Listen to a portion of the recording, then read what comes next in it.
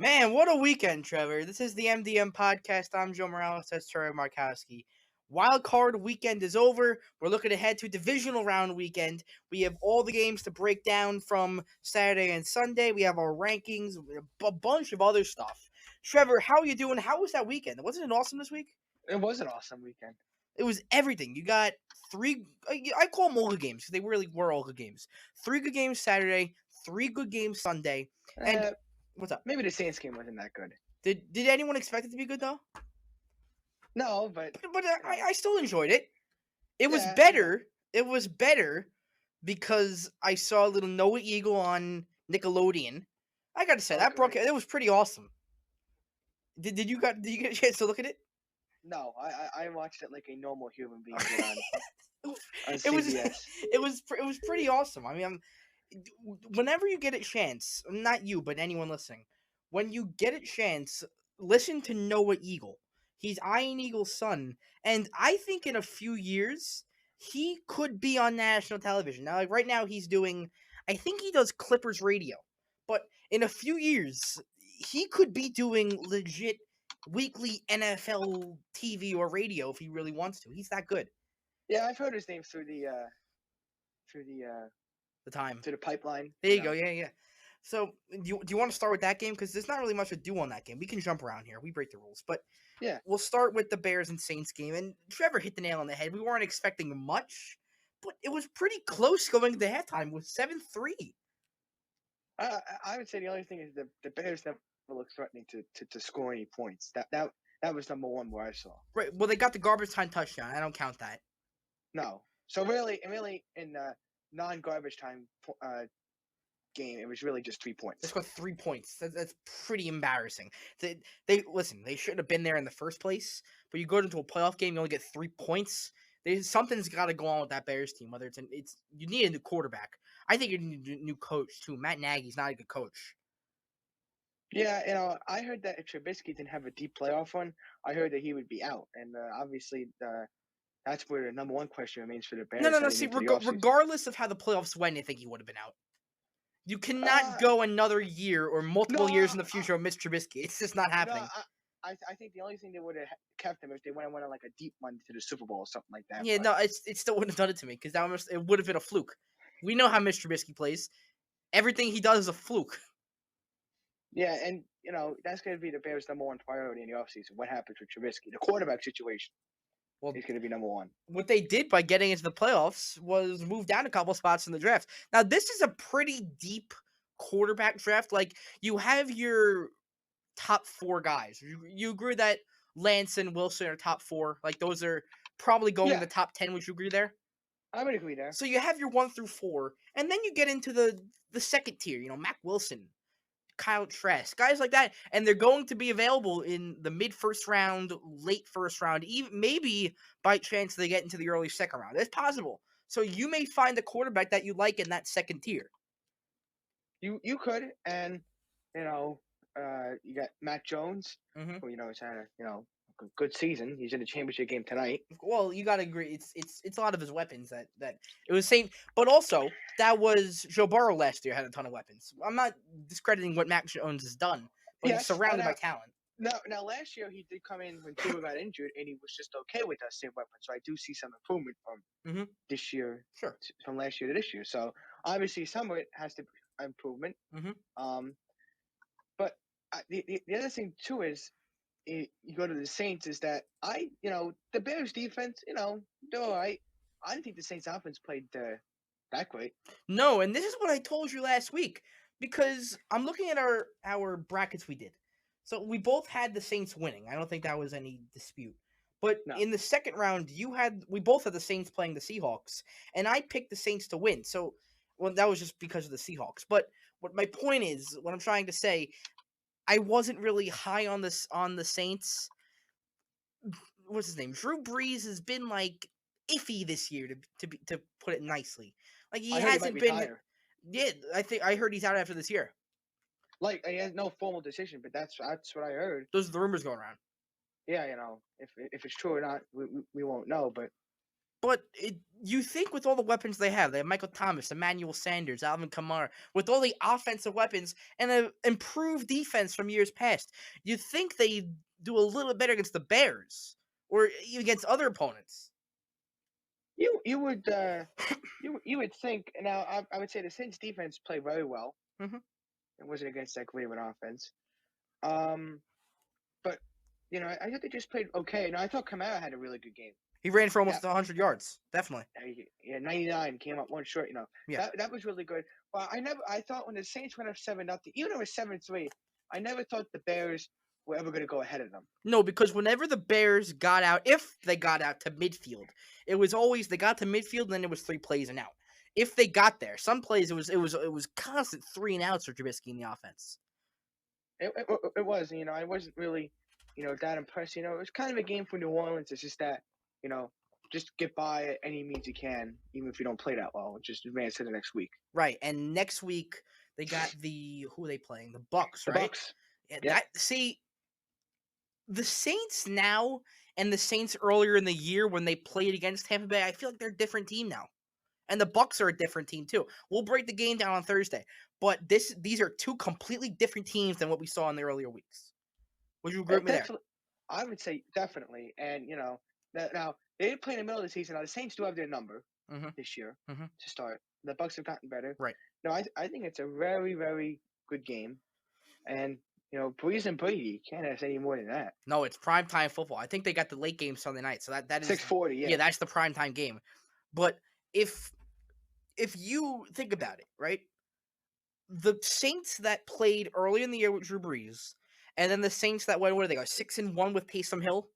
Yeah. Something like that.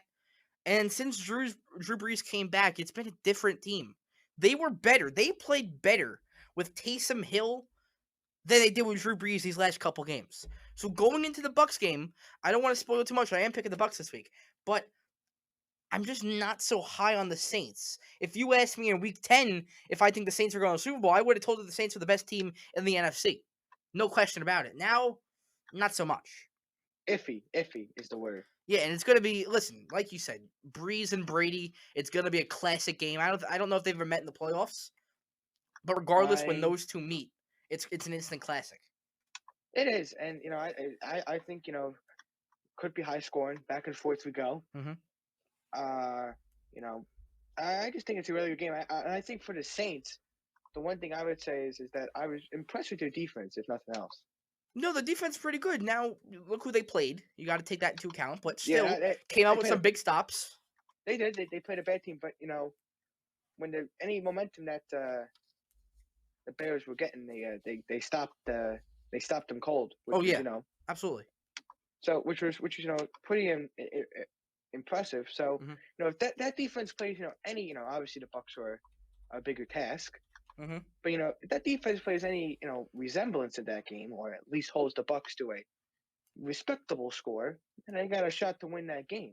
Sure, and let's get right into the Bucks.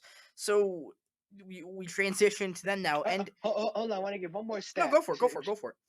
The Bears on third down conversion, as you mentioned, were 1 for 10. Yeah, and the Saints on third downs were 11 for 17. Mm-hmm. So that's the difference. Yeah, and Breeze did have 2 touchdowns. He didn't play an awful game. No, he didn't. He just wasn't, Drew Brees. He wasn't himself. Yeah, no, he didn't have to be. But if he wants to win a Super Bowl, if they want to go on a deep playoff run, he's got to be better. I agree. But look at who they're playing next week. It's going to be the Bucks. Were you that impressed with the Bucks this week? With the Bucks defense, I'm talking about. Well, I would say for the Bucks offense, they play very well. They did, and this is what we all envisioned the Bucks offense to be. It was the last 3 weeks of the regular season and what they did against the football team. Yeah, they were really good, but I think you got to give Taylor Heineke some credit to go toe to toe with Tom Brady. Oh yeah, absolutely, absolutely, dude. To be Taylor Heineke and get signed Week 15, and then to eventually start a playoff game against Tom Brady. That is not an easy task, my man. Props to him, because that is, it has to be one of the hardest things to do. Yeah, and they went, Washington was right there in the end. I mean, they had their chances. Oh yeah, they were in this game, and that's why I think they're going to get off easy by playing the Saints. And I shouldn't say getting off easy; it's going to be a close game. But they're not going to play the Packers. Right. It's experience. But if they play like they did against Washington and Drew Brees and the Saints offense runs all over them, we're talking a different narrative next week about how this Buccaneers team played. Yeah, and taking a look at the box score, I mean, Brady had a good game. Fournette rushed for 93 yards.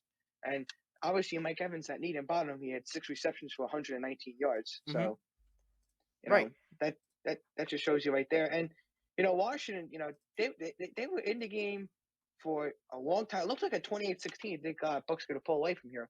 But they didn't. They kept in the game. And, something in Washington is building. It can build off of this. No, and that's the Ron Rivera effect. And to your point, they finish a game in a one possession game, right? A touchdown and a 2-point conversion ties this game, so it wasn't a blowout. And you're right. What Ron Rivera's done here, from everything with the owner to all the either you call them allegations, whatever they were, and then everything this team's been through over the years, because let's admit it, they've been a dumpster fire these past couple years. And for Ron Rivera to go in there this year, for him to have cancer and come out on top this year, it's just been. I don't want to get too cliche, but it's really been a magical run for the football team. It has been, And sorry, can I make one more point on them?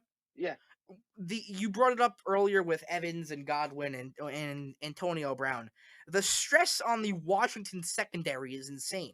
You have to cover all three of those guys, and then they were supposed to have Ronald Jones. I think he left early with a leg injury, but to cover a run game with Ronald Jones and Leonard Fournette, and at points LaShawn McCoy, that is no easy task. And for a 7-9 team against one of the premier offenses in the league, Washington stepped up. They are, and to go back to Tampa, their road record, if you include this game, is 7-2. So they play much better on the road. And does that bother you? I know we're getting ahead of ourselves. Does that bother you if they go on to the Super Bowl? Like that's a home game, whether you like it or not. Right? I mean, for the Super Bowl, I'm sure the NFL will even it out to make it a net neutral kind of game. I don't know how they're going to do that. Now, I know no one knew the Bucs would be on. I mean, you could say, but no one knew the Bucs would be in the Super Bowl at the end of the year. So I don't think Buck fans went into buying these tickets thinking their team would be on the Super Bowl. Well, I think what the NFL does is I think this is a rule too. I think the Giants were, had a shot. I think at MetLife Stadium a couple years ago. I think there's some type of lottery that happens with season ticket holders. So it's not like it's 40,000 Giant fans, and Yeah, well, you had the season tickets. Do you remember? This is what you remember? Yeah, they send out a thing saying that if the Giants, I think it was the beginning of the season, if the Giants break the Super Bowl, I think it was 2013, it was at MetLife Stadium or something like that. They said that they would do a lottery for season ticket holders. You special number and all that fun stuff. But don't not season tickets. Don't Super Bowl tickets go out early? Like they do, but I think they give. I think they hold some. I think for just in case if the home team stadium makes it for the season ticket holders to go, or okay, for season ticket holders to go, yeah. So you could fill the stadium with the team's home fans. You could. It's not really that possible, but it looks like there's rules in place that for the whole stadium. Not so the season ticket holders don't control who goes to the game. Is what you're saying? Yes, that's a good thing. And is that a Super Bowl rule or is that a MetLife Stadium rule? I'm not sure. I don't know if that's a Super Bowl rule or maybe every team does that or something like that. Right. But I that's what it was for the Giants. I don't know. I can't attest to other teams. Right, and I'm sure the NFL will try to make it, like you said, as neutral as possible. But if the game's in Tampa Bay, it's going to be hard to keep it neutral. Whoever's playing against them.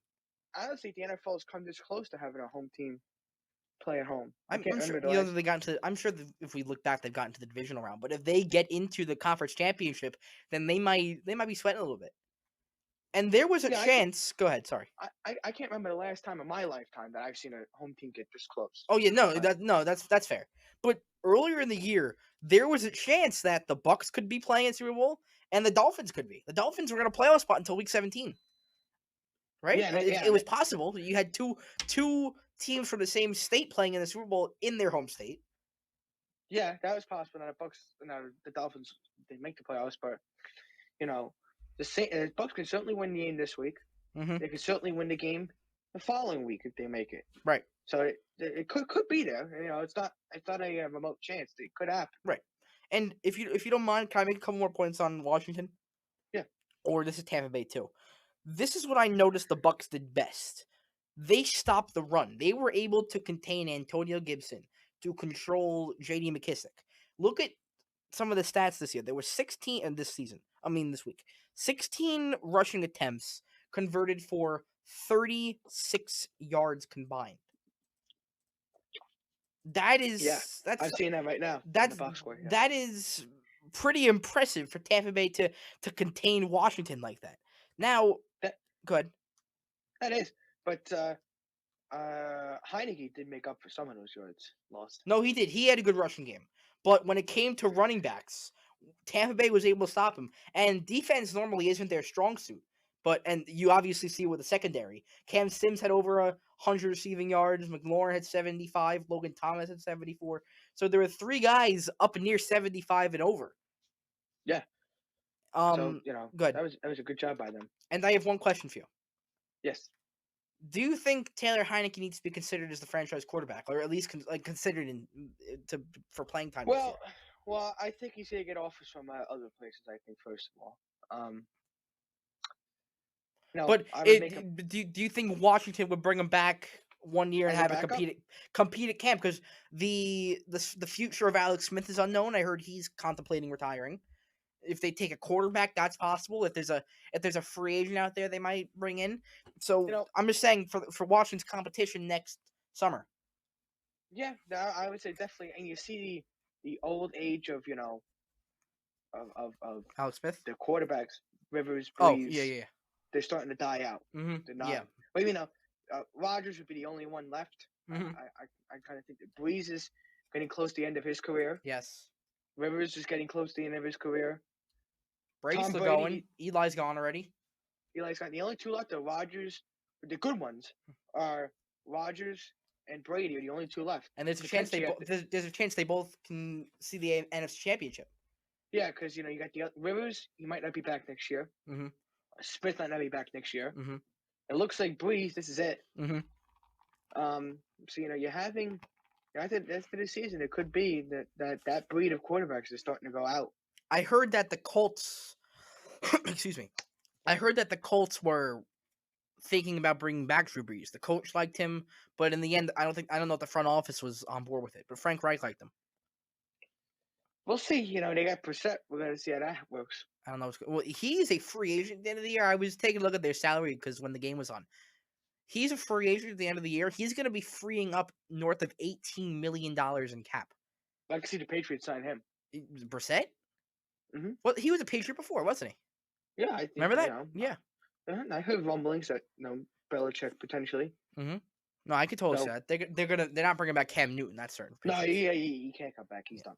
But all right, so that's it on Buccaneers Washington, and then we'll cap it off with the other Saturday game, and that was, or we'll cap it off with the other Saturday games. It was Indianapolis and Buffalo, and I didn't count out Indianapolis because at the end it's anyone's game, but Buffalo is the, what do you call them, the sexy team, right? Am I allowed to say that? They were the team that everyone's high on. They're on the rise. So coming out of the gate, there was a great play when Josh Allen faked the draw pass and then found an open receiver at the back of the end zone. I think that was the first touchdown, and it was a great back and forth game. I actually had a good time watching this game. I did, back and forth. Rivers played well. Mm-hmm. Taylor played well. The Bills, they played well too. But I think, in the end, I think Josh Allen was just able to make a couple more plays than the Colts when it mattered to get the victory. Yeah, and I don't even think Frank Reich had a specifically good game for the Colts. When the Bills stopped the Colts 3 times on their own 5-yard line, they should not have gone for it on 4th and 5. When you get stopped 3 times from inside the other team's 5-yard line, take the points. Against the Bills, please just take the points. And the other thing, too, is I think you can make an argument the Colts outplayed the Bills in spots of the game. There were some points, you're right. That, if the Colts look back at this at the offseason saying, could have won this game. Would be my thing. Yeah, but at the end of the day, the Bills had no answer for the Colts defense. Yeah. Right? Looking back on it, that instance right there, take the points, and going for it down 8 in the fourth made no sense. You're already down one possession. This didn't make a ton of sense to me. Mm-hmm. Right? Yeah. Just as we were talking, I just received some news. What's up? Is that Jalen Waddle, the top Alabama receiver, is likely to play tonight. Oh, that's cool. And we'll touch on the national championship game as we go on. We'll definitely preview that. But one of the best wide receivers in the upcoming draft class. Good to see him out pushing through that. What is an ankle injury, right? Yeah, and another thing too is I heard that the Blue Jays are in contact with Chris Bryant. Blue Jays and Chris Bryant. Ooh, that's interesting. That's the other thing that you see that happening. Maybe we'll see. But that's the news I just received. That's pretty cool. Good job, Trevor. But no, but for the Colts, for Colts and Bills, it was a great game, back and forth, nonstop action, and in the end, we all favored the Bills, and they came out on top. Yeah, they did. Good job to them. Great home record. Mm-hmm. But they'll be home again next week, at least. Oh, they got a great game next week. We'll touch on a Thursday. That might be the game of the playoffs next week.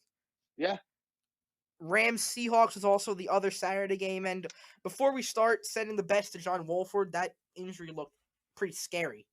Yeah, I agree. This was the only surprise I thought of the weekend. Mm-hmm. Yeah, was this game. Yeah, but I gotta give the Rams credit. They came in, they played well, they wanted Seattle another chance, and give credit to them. They did it. Yeah, and I wanted to touch on this. I heard this on the Fan. I think it was Saturday or Friday night into Sunday, and the quote was, "The Rams' defense travels. They play great on the road." And when I was going to sleep that night, I was thinking about it. I'm like, going back to the games that they played. Like, yeah, they do travel. They have a history this year of playing good defense on the road. So I got to thinking. I was contemplating. I couldn't change my pick. They were already locked in. But I was thinking, do the Rams have a legitimate shot of beating the Seahawks? Because remember, on Thursday, I told you that I was not high on the Seahawks. I told you that in the second half of the year, they had trouble scoring points. The defense was atrocious. And outside of that Jets game where they put up 40, they did next to nothing. They almost blew the division lead. So I wasn't high on the Seahawks, but I still picked them because I thought they were the better out of the two. And the Rams really changed my mind here. Going up to Seattle, starting the game with a backup quarterback, and then Goff comes in, that opened some eyes. That impressed me. That did. And I got to give a lot of credit to them. Cam Akers played really well. And, they boxed up Russell Wilson for the game. The defense, he did not have a good game. Oh, yeah. And they were able to contain him for the most part, whether it was the interception on that screen pass. They sacked him 5 times, dude. They went in for, I looked at the box score, quarterback hit. They had 10 quarterback hits. Just about everything they had was put into Russ. Yeah. Yeah, and let's be honest, the Seahawks, underwhelming team. I know how great Russ is, but they got to clean up this defense next year, dude. If you get up 30 points to the Rams, I mean, hold your heads in shame.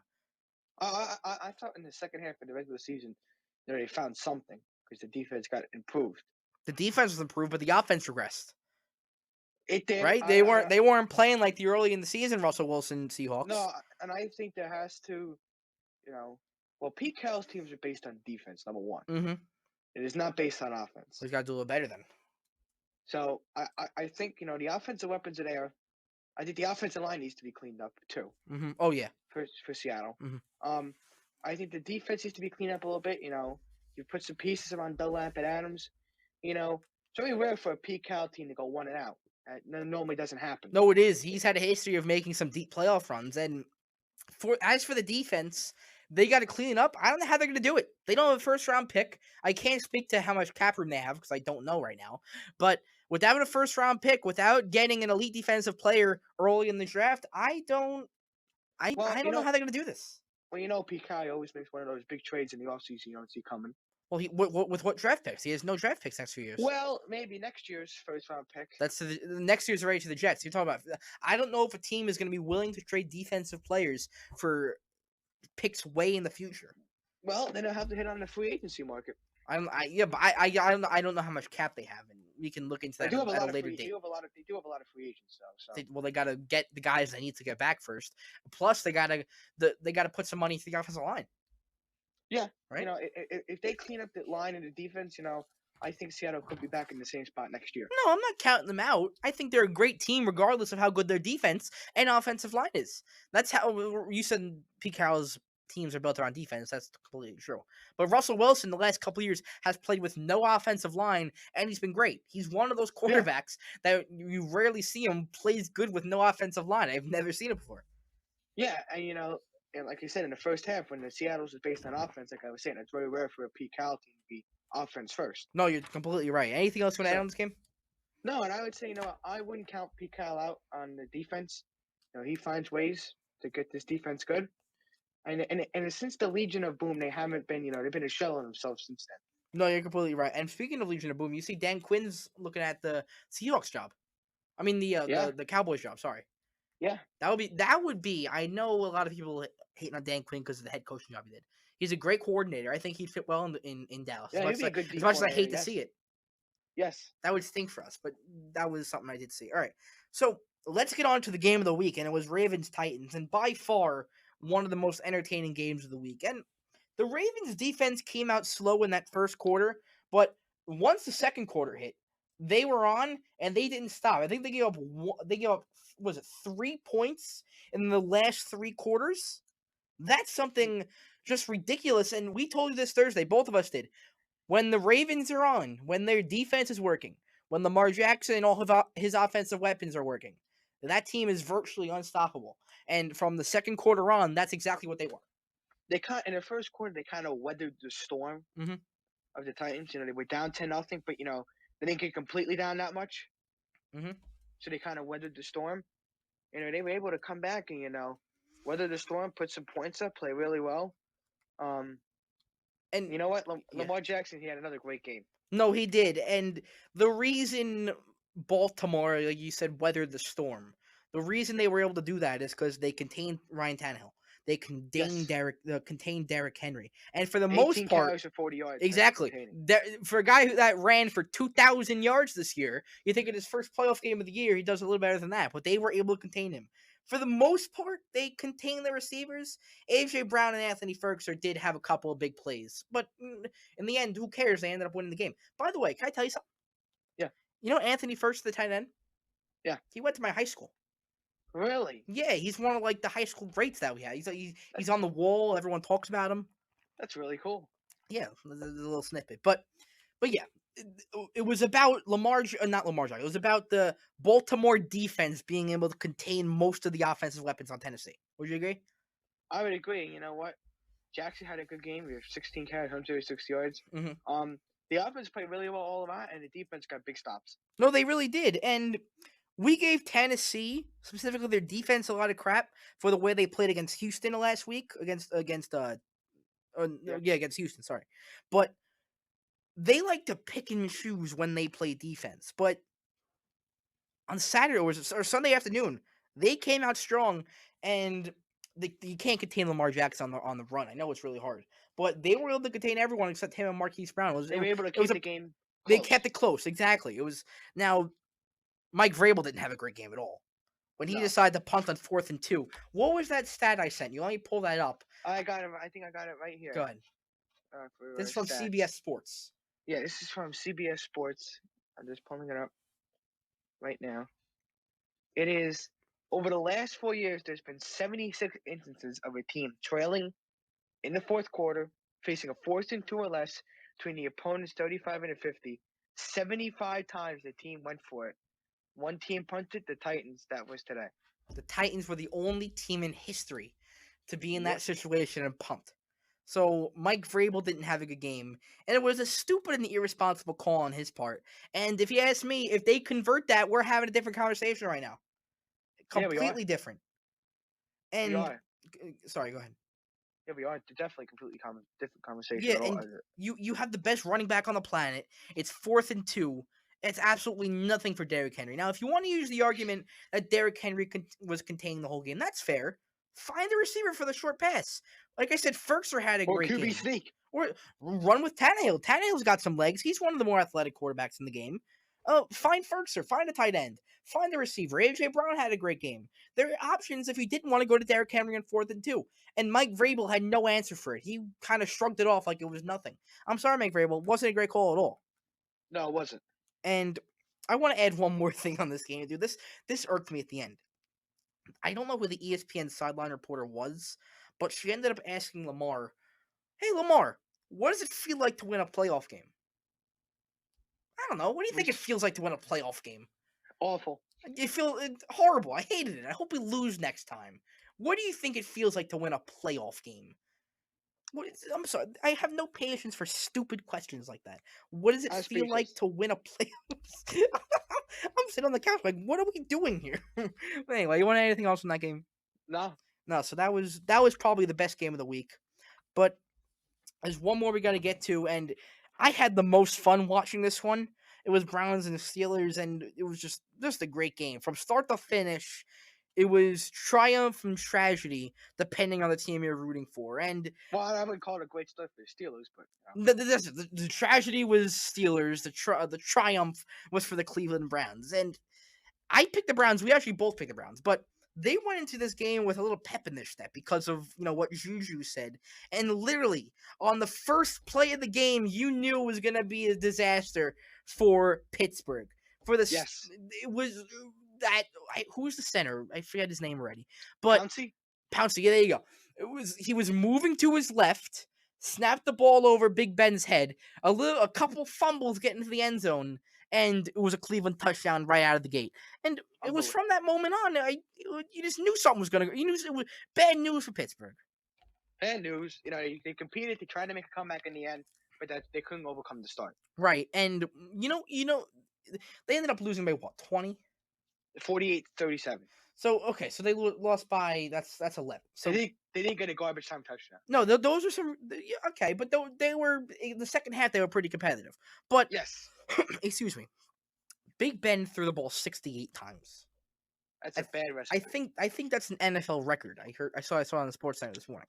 That's an NFL record. 68 times. That means you probably lost. Well, I was listening back to our other show, dude, and I got annoyed with how much I said the quarterback's best friend is the running game, because I said it like 4 times in our other show. I was getting annoyed at myself.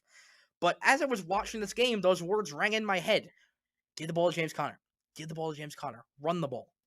And Big Ben, who's 38 years old, him throwing the ball 38 times is a recipe for disaster. And it is. Imagine, and 4 interceptions too. Well, here's the thing with that. If you throw the ball 68 times, you're eventually going to mess up. Yeah. Like, I don't know, we have to adjust that for a regular NFL game. Like, how much. He's taking shots down the field. Right. So he ended up throwing for 502 yards as well.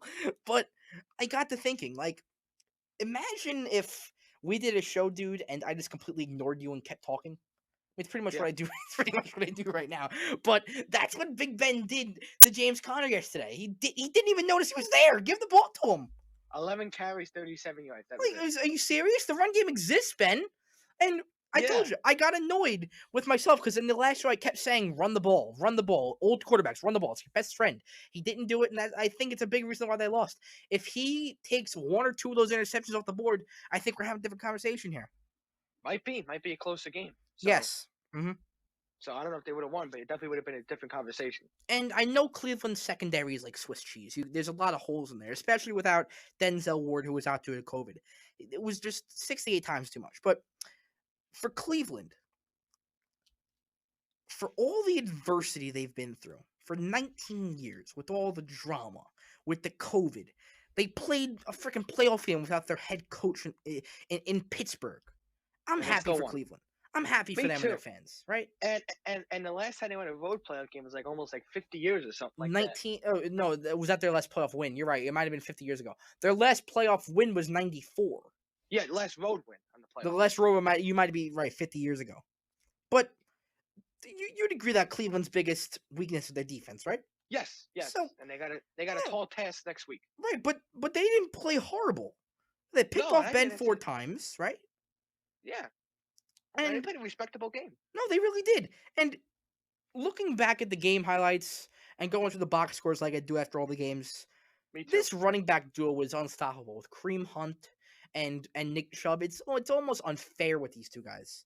But it really is. I got one more thing to add on this game. Baker Mayfield is now the oldest quarterback remaining in the AFC. Wow. You've got not Philip Rivers. You got Patrick Mahomes, Josh Allen, and Lamar Jackson, all young quarterbacks, but not younger. Yeah, but not as young as Baker Mayfield. No. So there's that. So you want to add anything else in all these games? No, it's just that the regional playoffs are going to be good. Yeah, so we'll break those all down Thursday. And I didn't tell you that we were doing this, but I'm just going to continue doing it. We're going to rank the 8 remaining teams. You have to do it off the top of your head? I could do it off the top of my head. I know you can. I thought it was pretty simple because what I did was I moved some teams around, but I essentially just crossed up the teams that were out and moved a couple around. But yeah, I'll start because I didn't tell you about this. At 8, I got the Rams, and I know they impressed me, but going up next week against the Saints, gonna be a tough job. I mean, against the Packers, it's gonna be a tough job.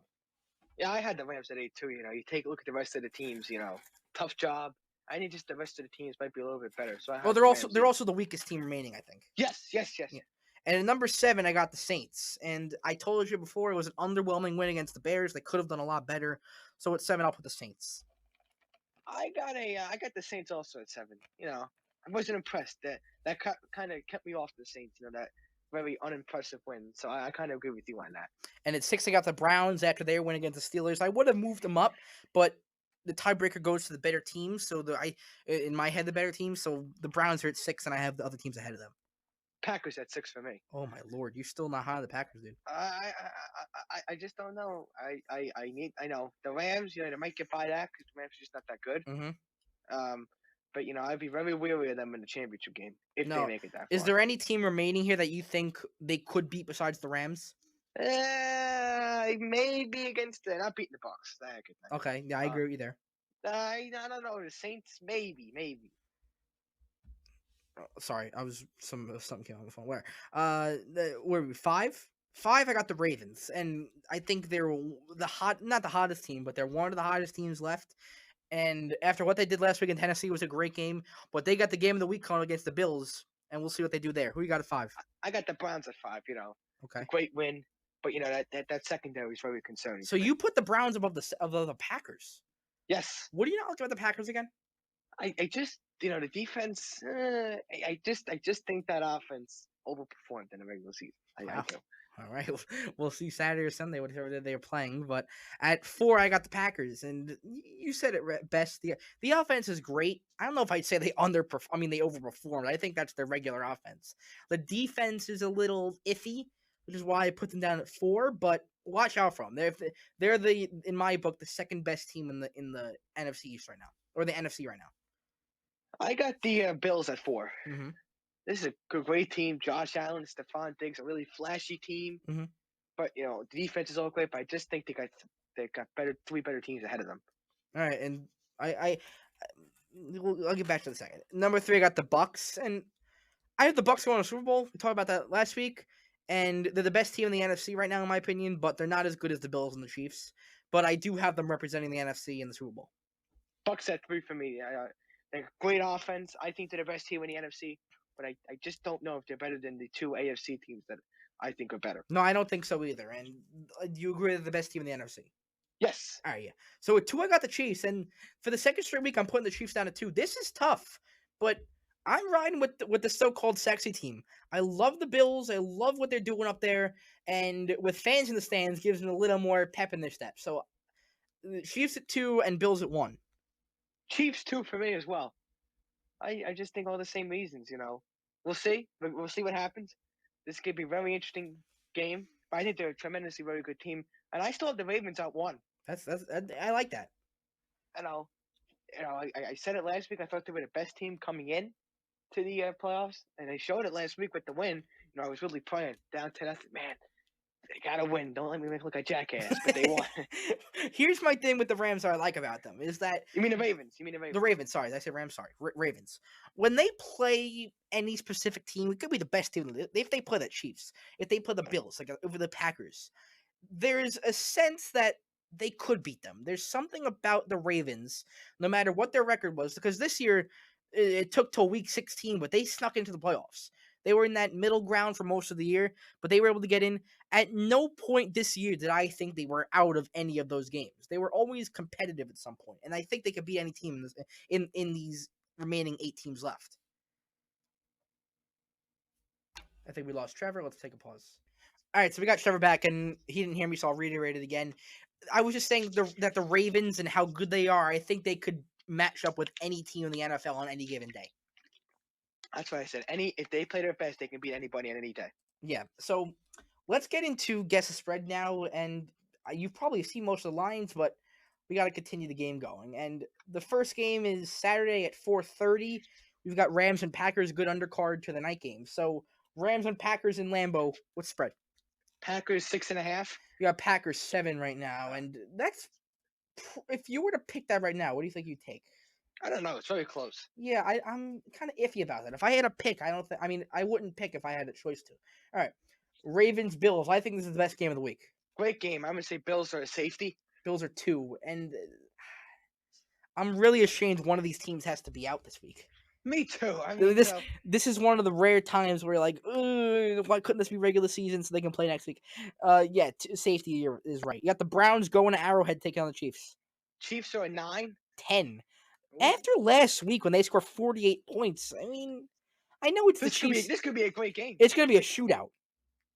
They got the highest over-under right now, 55.5.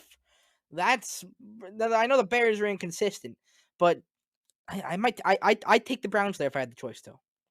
Yeah, I don't know. Close. And then last game is Bucks Saints. Saints are a field goal? Yeah, you got Saints at a field goal. I like the Bucks there. These are all great games. They really are. And I mean the only game my least favorite game would be Rams Packers. And the best game, the other games are really good. The AFC's got a great slate this year. After the Saturday afternoon game, the next 3 are great. We're locked and loaded after Saturday afternoon. Yeah. These are, and I'll say the AFC games, all playoffs have been. Now, granted, it's only been 3 games, but so far they all been great. All right. So after guest spread, we got Trevor's segment. So we had a week off last week with Trevor's segment because they were taking their little break, but they're back in action tomorrow. Burnley at Man United. So what are the games this week, Trevor? Well, I got some bad news before we start again. Uh-oh. And I'm the bearer of bad news. Of course. Which is very unfortunate. Mm-hmm. Well, we had another COVID situation again. What's new? So every week. So Spurs will now have to face Fulham on Wednesday, and the match with Aston Villa was postponed because Aston Villa had a explosion of COVID. How many? We don't know. They haven't released numbers yet. Oh. And so we had another bad, unfortunate mishap happen again. Mm-hmm. And then, so that game got postponed. So now they got to play a different opponent. And now we're really, this is not good times for you guys over there. No, it really isn't. And, COVID's really taking over now. And it's just really a mess. It's a mess. Yeah. So you got any games? It looks like there's 3. No, there's more than 3. Sorry, I'm looking. 3 games on Tuesday. 3 games Tuesday. I mean, you can go like up to Thursday or up to Saturday if you want. Yeah, the games. This week's game, I'm gonna choose the game actually on Tuesday at 3:15. Wolves and Everton. Mm-hmm. I think this is a really good 2 teams. I think Wolves is kind of been on a slump a little bit. They're down to 13th, but a win this week can move them right back up to 11th. Mm-hmm. So I think that's an interesting game. They got those. They kind of just been playing iffy. Can they get it back to the other gear? And, Everton. That new manager's taken over. He's done a great job. Mm-hmm. They're in 7th now. They kind of in a little bit of a cold streak, but a win this week will move right back up to potentially 3rd. So that's how compact the top 10 is. One win can move up to 4 spots. But that's my game of the week. I got to give you some props here. Arsenal 3-1-1 past couple games, huh? Yeah, all of a sudden 11th, like bang, like that. Hey, but this is what you told me. You said that it was a matter of time before they started picking up games. Yes. So there's still they're only, what was it, 6 points out of Champions League contention? Yeah, which is, very compact. You got to climb over everyone, but looking at the top right now, Liverpool and Man United at a virtual tie. It's unlike last season when I started watching that you're going to have legitimate contenders at the end of the year if everything holds up. Yeah, and you take a look, and normally it's just been 1 or 2 teams battling for the championship spot, but it looks like this year, as 38 games, so the halfway point is coming up very soon. Right. The next game or 2, we'll reach a halfway point. Mm-hmm. We're going to have potentially, 1, 2, 3, 4, 5, at least 7, 8, 9 teams potentially competing for the championship, which is very good. Can I get your thoughts on Sheffield United? Last year they really turned a lot of people's heads by getting into the top 10, even further than that. But I think they came back to reality this year. They're off the board. They haven't won yet. Already been relegated. They haven't won yet. No, they're relegated in my opinion. Okay. They're out there. All right. And I got two things for you this week. We've got the regular basketball picks. So tonight, I'm gonna give you the Knicks game against Charlotte. Now the Knicks lost last time out, but they're still a competent team under Thibodeau. So that's game one. Milwaukee, Orlando. Orlando's been off to a hot start. I'll give you that. Philadelphia, Atlanta is a good pick here, and Toronto, Portland. Now Toronto at 2-6 on the year. I don't know what the heck is going. Or 2-7, excuse me. I don't know what the heck is going on over here. Yeah, I know that's they're really struggling. And we're also having some problems with COVID now with Dallas and Boston and Miami. So. Yeah, we got some problems here now. I heard the governors are meeting today to discuss something. Now, oh boy, that's a bad sign. Yeah, so you can only cross our fingers here, but the other leagues had their problems, but they were able to push through. Yes, and Joe, I have to ask you this question. Oh God, here we go. What is going on with the Nets here? We're 5-6. Dude, we're not playing any defense. That's the problem. We have no idea where Kyrie Irving is. Can he please get back to work? Imagine you're going to work, and 10 minutes before your shift starts, I don't want to work today. I'm out without telling anyone.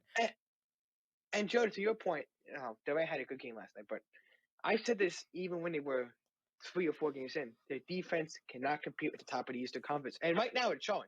Oh yeah, but that's not the top of the Eastern Conference. That's Oklahoma City. Yeah, so they blew up the entire team. They have like 4 first-round picks this year. I get that. So now what happens when you play the Heat and the Bucks? I don't know what they're gonna do. I'm getting a little nervous here. I mean, Joe. 5-6. I would call that disappointment right now. The coach has been a little underwhelming to say the least. His rotation is a little weird. We talked about it the last time we were on here. I don't know if it was Thursday or last Monday when he had DeAndre Jordan in the last 2 minutes. No, we didn't even talk about that. It was the game against. Who do they play? If you don't mind me, I'm gonna do some research real quick. Well, I'll fill in for you as you're doing this, but I would have. You can't say anything about West. I would have expected the two teams who win the championship last year to get out to a slow start like that, and that has not been the case. No, the Lakers and the Heat off to pretty good starts. And it was the game against the Grizzlies. They ended up losing by 5. But the last 2 minutes of that game, DeAndre Jordan was out on the court instead of Jared Allen. No clue why DeAndre Jordan's still starting. Now, I get it. Yes.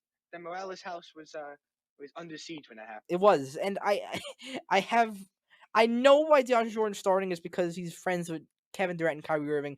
Well, you know what? Kyrie Irving's not showing up. So he needs to be taken out of the equation. Play Jared Allen more. This kid is developing into a young superstar. He needs to get playing time. Yes, and due to the Nets' recent struggles, the Nets have fallen to tied for third choice for the finals. The Bucks have moved ahead of them. Yeah, at 5-6, I get it. It's still early, but it's extremely underwhelming to say the least. I'd say I'm nervous, but this head coach has got to figure something out. Steve Nash has to get something going here. Joe is a lunatic fan in the beginning of the season. He's calling third game must win of the season, and I was like, calm down, take it easy, man. It's only the first 10 games. Do I have to calm down now? Or it's 5-6 now. Well, I don't know now. It's starting to not work anymore. Calming down.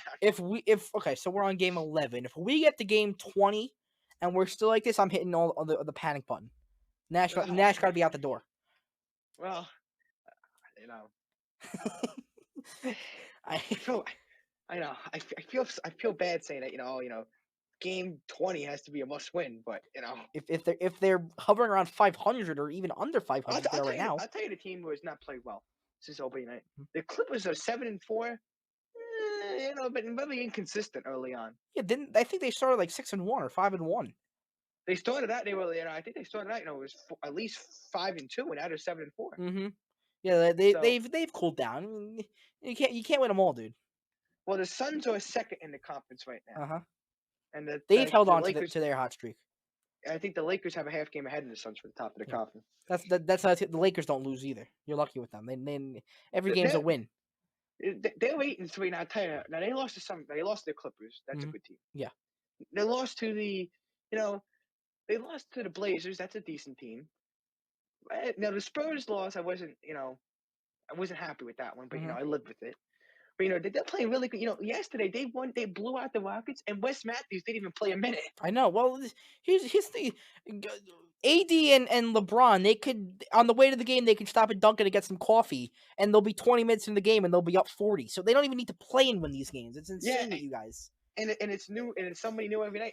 From the bench. Last night, it was THT with 17 points. Yeah, we were talking about him in preseason, weren't we? Yeah, this guy caught my eye. I don't know. I don't like Wes Matthews not playing. So I don't know if it was a discipline thing that we didn't show up to practice on time, because it seems strange that he didn't play a minute last night. But you guys are 8-3. Give a little break. Walk a mile in the net shoes. Tell me how you feel. Yeah, and we got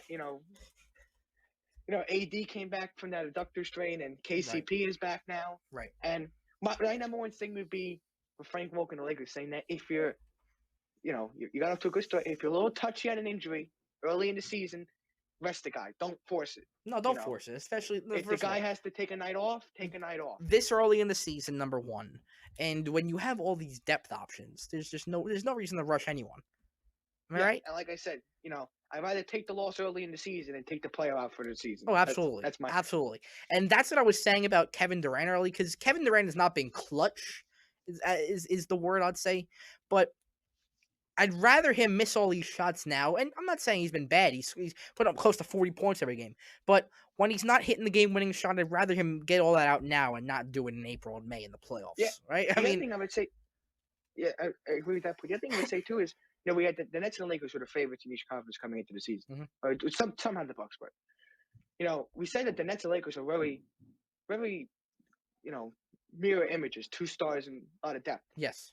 The Lakers' depth is held up right now. The Nets' depth, the Lakers have much better depth than the Nets right now. Well, so far, what's been a massive disappointment? Landry Shamet trade. That has been. That has been a huge disappointment. He has not played well. Yeah, and Dinwiddie out hurts. Oh, absolutely. But we're also missing Kyrie Irving. Where is he? Yeah, I agree. Now things could change. You're talking about the two stars going to the year. One of them's gone now, and the bench is taking a hit. Yeah. So, like I said, 11, 12 games in, things could change. Things could change. But right now, I would say I'm very disappointed. That's the thing I would say. Right, and to cap off the segment, I wanted we got hockey coming back Wednesday and Thursday, and a lot of great games Wednesday, most of which will be nationally televised. 3 out of the 5. Now, they started off at 5:30, Pittsburgh and Philadelphia. And Philadelphia, it's a good game, but I'm looking at the 8 o'clock game, Chicago and Tampa Bay. The banner will be raised in Tampa after their championship last year. St. Louis and Colorado. Colorado's got the young team. St. Louis in the finals a couple of years back. And then also at 10 o'clock, not on TV, your Canucks at Edmonton. I'm sure if you're not exhausted, you'll be taking a look at that and checking it out and see what they're doing. I definitely will be. Now, I do have one pet peeve with the national televised schedule. What's up? How do you not put Canadians in Maple Leafs on there? What a historic rivalry that is. You don't put it on the TV. Yeah, I know. Well, they should have found a way to put... I know it's a Wednesday, but they should have found a way to get all these games on TV.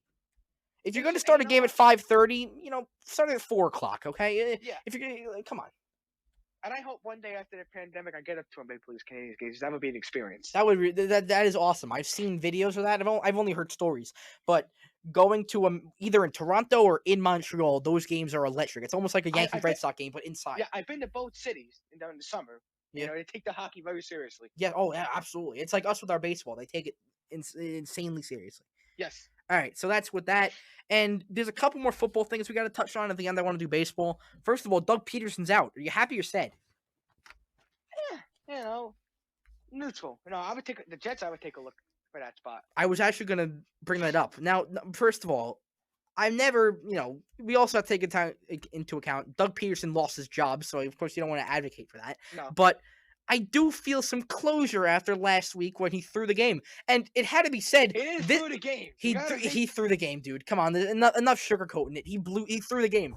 Nate Sudfeld in for your franchise quarterback who's in his first year is throwing the game and taking out all the starters. Now, first of all, Giants fans should have no complaints. I want to reiterate that again. Oh, we can. They blew a lead against the Eagles that they should have won that game. Mm-hmm. All these one possession games. Why can't we complain though? Whoa. Like I said, if you need to rely on other teams to win, then you don't belong in the playoffs. Oh, come on. Come on. Eagles had motto. one job, and it was to win. Yeah, well, they didn't win. Sorry.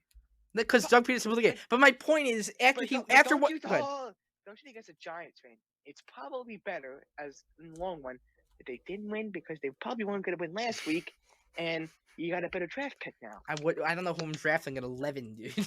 What are you getting at 11? You can lose that for trade value better than having 19. Trey Lance? Maybe. Oh, yeah, there you go. That's a quarterback. Shut up. Okay. I can't. What about if I told you? What if I told you? I got touched. Yeah. If I told you that the Giants can get Deshaun Watson in the trade, would you take that? Yes. Oh, and Daniel Jones is on the streets. Absolutely. Deshaun Watson's better than Daniel Jones. Come on, that's an easy one. If I told you the Giants had to give up 2 first-round picks for him, would you do it? Yes, and Daniel Jones. 2 first-round picks. Definitely. Daniel Jones, but maybe 2 first rounds and second round of Daniel Jones. Is that acceptable? Where do I sign? I'll do that. Right away. Totally. Absolutely. Okay. I would take that right away, too. Did you see the rumors of him going to Miami? I did. I don't think that's true. No, see, I love Tua. I know you do, too. I think eventually he'll be up there as one of the best quarterbacks in the league. You just got to give him some time. But that's just all hype to drive up the price. Exactly, dude. But you know what it is? Everyone's giving Tua a lot of crap. I still think he's the best quarterback to come out of that draft. Yes, and I think the other thing too is if you're Jacksonville, you do not make that trade. No. I forgot to do this with you. Remember, I was texting you this the other day. Remember when I texted you about Urban Meyer? Yes. I heard this on the fan, so this is not my thing. He was with Jacksonville, interviewed him on Friday, I think. Yes, it's about Jacksonville. So I'm gonna do this on the air. This is not my thing. I heard it on the fan. What school does Urban Meyer currently coach at? Well, not coach. No, work at. Sorry. Fox Sports. No, what school? Oh, what school? Do you know what school? Yes, he does. No. He works at Ohio State. Yeah, as a coach though. No, I know. He works for the school though. Oh, I thought you meant I'm sorry. I thought you were saying like what did he? Not what did he coach for? Where he worked right now? Okay. He works at Ohio State though. Sorry. Okay. Sorry. What team did he just interview with? Jacksonville. Do you see where I'm going with this? Justin Fields? Maybe. If they get Urban Meyer, maybe he'll put in a nice recommendation for Justin Fields, and Trevor Lawrence falls to number 2. I don't know. I'm telling you this: if they pick Justin Fields, the Jaguars, the Jets will be the luckiest team in the history of the NFL. Now, let me make it clear. I don't think they're going to do that. I don't think the Jacksonville Jaguars are that stupid. Urban Meyer or not. Urban Meyer's a pretty good coach. I don't think he'll do that. No, but I'm just saying, connect the dots. Maybe he puts in a nice recommendation letter for his friend Justin Fields. Maybe if he blows out Alabama tonight and Urban Meyer goes to Jacksonville, maybe it happens. Who knows? But I think Urban Meyer's number one thing as a coach winning before. Just saying. I think his number one thing is, we'll see. Again, he hasn't gotten the job yet, so we'll see what happens. Yes, we will see with that. And I want to bring up one more thing or 2 more things on football because we got to get to the college football preview. The Jets' head coaching search so far, and we've seen Bieniemy, Marvin Lewis, who I think is an awful to even consider him. Don't look at him. Robert Saleh from the 49ers, Joe Brady, the Panthers OC, and then Brian Daboll from Buffalo. So they also have to interview Matt Eberflus. I can't believe Eberflus. He's a Colts defensive coordinator. If you know who he is, you can correct me there. Aaron Glenn, the Saints defensive backs coach. Arthur Smith, the Titans OC, and then Brandon Staley from Los Angeles Rams. So out of all those guys, that's okay. All of them so far. I'm looking at Bieniemy. I'm looking at Arthur Smith, and maybe Brian Daboll. That's about it. The 3 guys I'm looking at are Bieniemy, Saleh, and Joe Brady. I like Saleh too, but I don't know if it's only me. I'm kind of biased against defensive coordinators. Some bias. I don't know why. The Jets, they tried to do that with Gase. He was he was an offensive-minded coach, but he had an emphasis on defense. It bothered me. Yeah, well, Gase is a clown, so I don't count him. Sorry, he's a clown. That's fair. So, but is your number one choice Bieniemy? Yes. It has to be. I think every team's choice has to be Bieniemy. And is Deshaun Watson right to be angry right now? Absolutely. Why? It's a franchise quarterback. They should come to him and say, "Hey, this is what we got." He is the leader of the team. How do you not even look into Bieniemy? Come on, you can't be that stupid. You don't even ask for an interview? That's ridiculous to me. Come on, that's ridiculous. But all right, let's get into the national championship game we got tonight. What are your thoughts on Alabama, Ohio State? Well, Alabama's 8.5-point favorite. The over/under is 74.5. 8:20 kickoff. So hold on, 74.5. Yes. Oh my God. Joe, I've been going back for the past week because Alabama, Ohio State. Man, I don't know. This is going to be a really good game. I don't know. I think in the end, Alabama walk-off field goal, 41-38. Okay, walk-off field goal. Okay. No, I got Alabama. Me too. I really like Ohio State, but I think Alabama walk-off field goal. No, you know my thoughts on Ohio State. Can't stand them. But I got Alabama. They're just a better team, dude. They got a better coach. Saban's best. I think he's one of the best coaches in college. They have the better team. Mac Jones has all those weapons. And in the end, I think it'll be almost similar to what the Browns and Steelers did last night. I could see Alabama winning 48-37. That wouldn't shock me. Yeah, but I'm telling you, 41-38. Joe would sign up for that right now, walk-off field goal. Oh, yeah. That would be awesome tonight. But can I let me ask you this, too. Alabama over under 50 points tonight. I'm going to go just under. Just under. I know you said 41, but you think it's possible? Yeah, it's possible. Possible game could be 50-49. Who knows? You're right. All right, we got. But by the way, the game's in Miami tonight, so there will be fans. Yes, there will. There definitely will. And I got one more thing I want to talk about. And we've heard that DJ LeMahieu is upset with the Yankees now. Did you hear this? I heard. Isn't it embarrassing? But we heard that he was looking at other teams and nothing came about it. So what's going to happen? Well, now he's going to look at other teams. Now they said it. I think what happens in the end, I think he re-signs with the Yankees. If you're Brian Cashman, come on, you got to give him. You can't. Listen. You can't let it happen. You just can't. Am I right? But I heard that he wants something close to what JD Martinez got. I'm gonna give it to him. Around 510, you would? Yes. Yeah, totally. Completely agree with you. And I've heard all this, and it's BS because it's complete BS that the Yankees want to stay under the tax threshold. I cringe when I hear it. I cringe. Without DJ LeMahieu, they're nothing. Winning over tax threshold. Win a champion. If they want a championship first, then I will tell Brian Cash, all right, you want to worry about the threshold for a couple years? That's fine. We got our championship. No championships out of this. No World Series appearances out of this. And show some respect to your best player, please. This isn't small market Kansas City. This is New York. Spend like it. Come on. It's ridiculous. I'm laughing, but come on. It's New York. Spend like it. Pandemic, because that excuse is old. It's not an excuse. The Mets are able to spend. Padres are able to spend. You can do it too, Brian Cashman. Exactly. Unreal. So yeah, we got that. I got to cool off, but Thursday, big day for the show. Friday, one of those 2 days. It could be Friday. Yeah, it's the later of the week show. But I figured I'd officially set the ground rules for this. So Trevor will be opening the show. He'll be closing the show. I didn't tell him this yet, but he'll also be doing the ad that you hear in the beginning of the show. So I'm going to send him the script, and we'll probably record it either later or sometime this week. So everything that I normally do, Trevor's going to do. We're going to do a complete flip. You're also going to text me and ask me about the time and what day works. Trevor is taking every responsibility that I have, and he's doing it for a show. Now, when we do the ad, can we do that right before the show starts? Is that fine?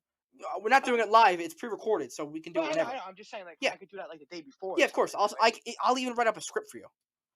Does that work? What a kind man there. Oh, I'm always kind. Come on.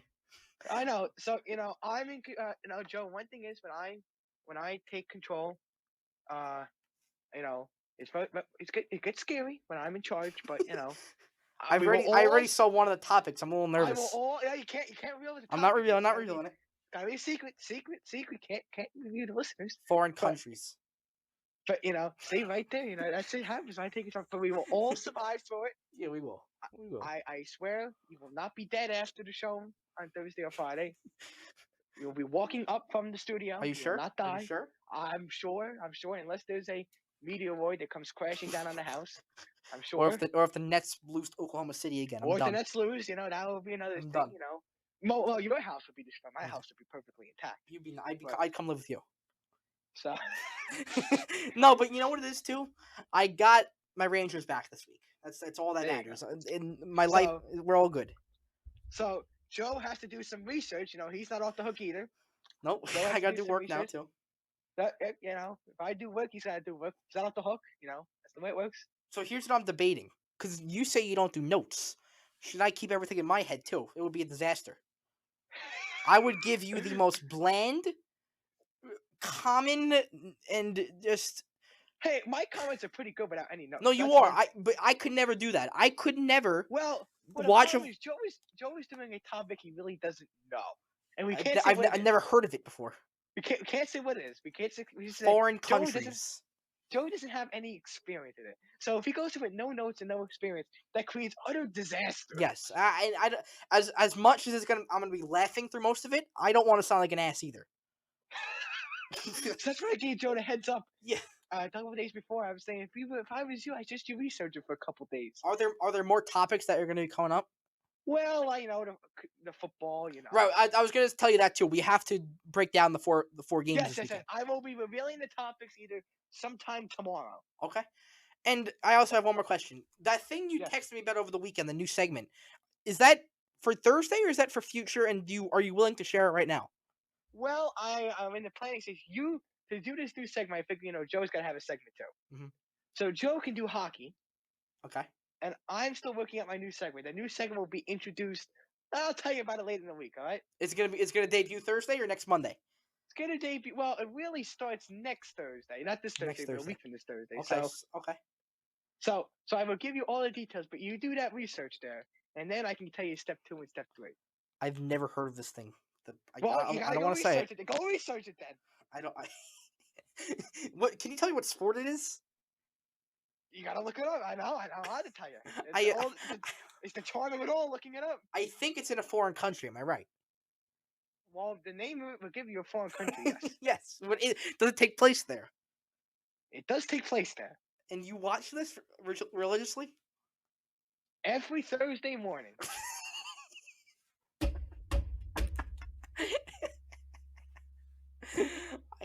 We're not gonna make it.